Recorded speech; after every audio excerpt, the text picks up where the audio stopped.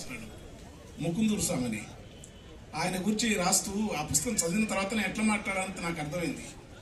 ఆయన చాలా యోగి, షడ్దర్శనాలు, చాలా విషయాలు తెలుసు ఆయనకు. అయితే అట్లాంటి యోగిని మరి మహాయోగి అంటావు కదా, జ్ఞాని కదా, పండితుడు కదా, అతన్ని కన్నడ సాహిత్య పరిషత్ వాళ్ళు ఈ తాత్విక దర్శనాల మీద మాట్లాడాలా, ఆధ్యాత్మిక దర్శనం మీద పిలువండి అంటాడు. ఈయన వచ్చి బలేర కృష్ణ శాస్త్రి అంటే కన్నడ చింత చేస్తున్నాడు, ఎట్లా విలువాలా, ఈయన చదువు రాదన్నట్టు. చదువు రానాయను పిలిచి ఏం మాట్లాడి గురువును అవమానిస్తారని బాధపడుతుంటే ఏం నాయన బాధపడుతున్నాడు.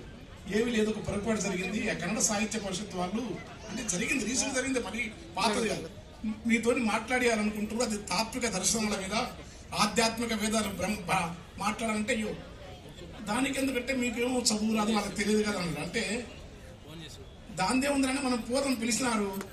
అక్కడ పోయి నాకు వాటి గురించి తెలియదని చెప్పడం జ్ఞానం, కానీ తెలిసినట్టు చెప్తాం అంటాడు. అది అలా తెలియని దాన్ని తెలిసినట్టు చెప్పడం అనేది వద్దనేది పారమిత జానపద పామర సాహిత్యంలో ఉంది. అది ఆ సాహిత్యాన్ని పరిచయం చేయడం అనేది మా ఇంట్లో నాకు తెలిసినప్పుడు బాల్యంలో చిన్న చిన్న పుస్తకాలు, ఇప్పుడు అమ్మదంతు తల్లి నిన్నదంచి పుస్తకం చేతం భూనితుని నువ్వు నా ఇల్లం మన్ను నుండి జృంబడముగా తులుషో బిల్లం బలుకుము నాదు వాక్కులను సంప్రదించి జగన్మోహన్ పద్యాలతో మా పాత్ర వాడేది. అవే కాకుండా నాకు తెలియదు, ఇంట్లో ఉండిచ్చింది.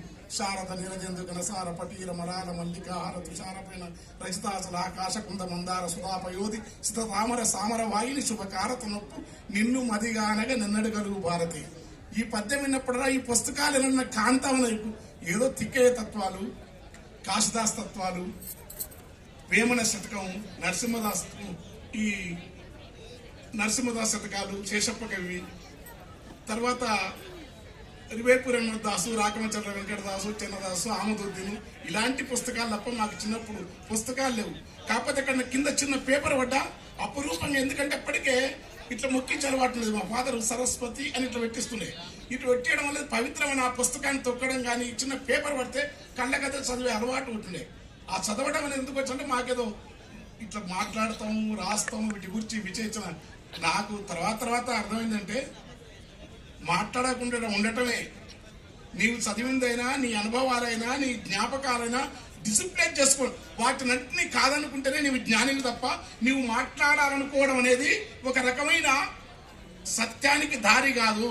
ఆధిపత్యం ఏదైతే ఉంటుందో, నేను జ్ఞానిని, నేను చెప్పగలను, నేను మాట్లాడగలను, ఈ సమాజాన్ని మార్చగలను అనే ఆధిపత్యం కూడా అది సత్యానికి కొంచెం నష్టం అని జిడ్డు కృష్ణమూర్తి గారు చెప్పినప్పుడు మరి ఏం చేయాలి? నేను కాదని ఆయన చెప్పినాడు, ఏం చేయాలని కాదు, జీవితంలో ఉంటుంది. మన సత్యం అని కాదు కానీ మనం అనుభవిస్తున్నాం. ఈ అనుభవించేట్టున్నది దీన్ని తెలుసుకోనిక నాకు చాలా ఏంటి ప్రశ్న ఉండేది. మార్క్సిజం, అమ్మనవలు చదువుకున్నా, నేను టాల్స్టాయ్, ఎంత భూమి చదువుకున్నా, చిన్న ఎలక్సేరి లాంటివి, తర్వాత ప్రేమచందు నవలలు, గోపిచందు, ఉన్నవ లక్ష్మీనారాయణ గని, ఎలదేటి చిరుపాటసల ఏటి కిరటాల బడిపోవు విరికన్నె ఒలుపు పోలే తీయని తేనె పుధోన సోనల పైన తూగాడు తులిలాగు ధోన పోలే తెలిపొద్దు తెమ్మర తోవలో పైనమై పరివెత్తు కోయిల పాటవలని ఆరాధించే కృష్ణశాస్త్రం చదువుకున్నాము.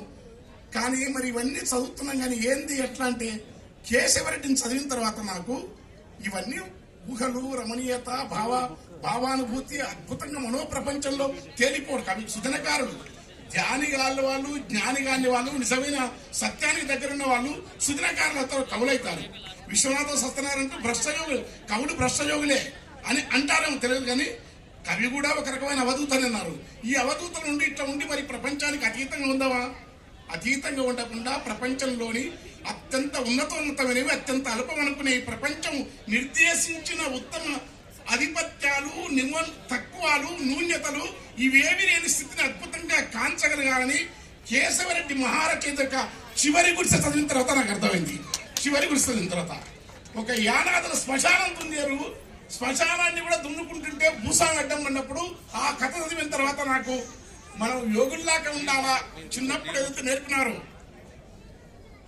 మన త్వవ వేరు, మందార మకరంత మాధుర్యమున దేలు మధుపంపు ఓవని మదనమునకు నిజమున ముందాకిని వీచికల చోటు రాయంచి చరణ తరణ్యులకు లలిత రసాల పల్లవ కాది చెట్టు కోయిల చీరని పుటజములకు పూర్ణేంద్ర చంద్రిక స్మృత చక్రవరకం సాంద్ర విహారములకు అనుకోవచ్చు. కానీ అవన్నీ పోకూడదు. కానీ శ్మశానం కూడా తున్నుకుంటే భూస్వామి అడ్డగించినప్పుడు కేశవరెడ్డి ఒక యోగిలా ఉండి ఎట్లా చూస్తా ఉన్నాడు.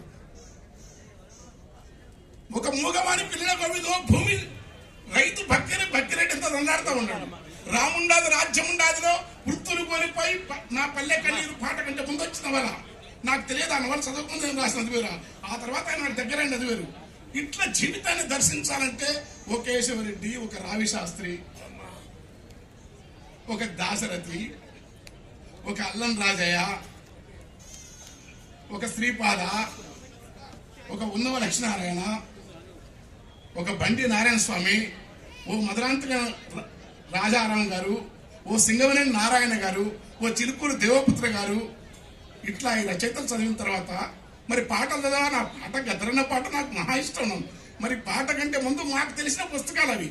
ఇవి చదివిన తర్వాత మరి ఇట్లా జీవితంతో దూరంగా ప్రయాణం చేద్దామా, జీవితంతో ఉందామా?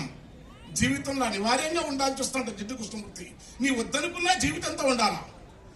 జీవితంతో పాటలు రాస్తావు కదా, పూసినప్పుడు నన్ను వెన్నెలమైన తెలంగాణ వీణ అని పాట రాసిన కొత్త పదగతుల వాణి, ఇవన్నీ రాయడానికి కారణం అంటే కృష్ణశాస్త్రి లాంటి వాళ్ళ భావన, గద్దర్ లాంటి వాళ్ళ భావన.